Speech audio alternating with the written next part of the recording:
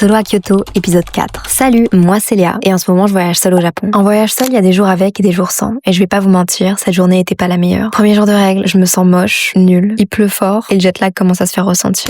8h du matin et devine qui s'est déjà trompé de chemin.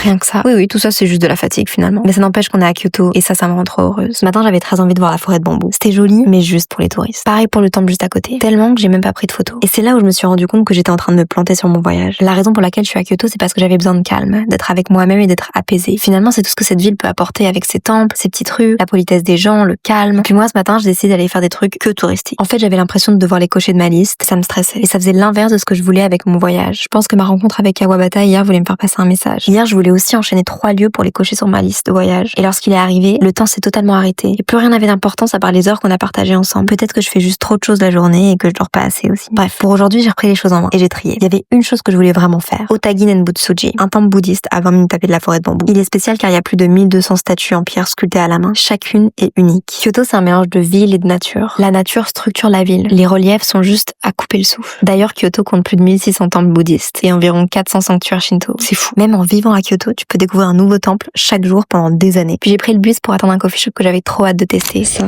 c'est pas l'entrée d'une maison.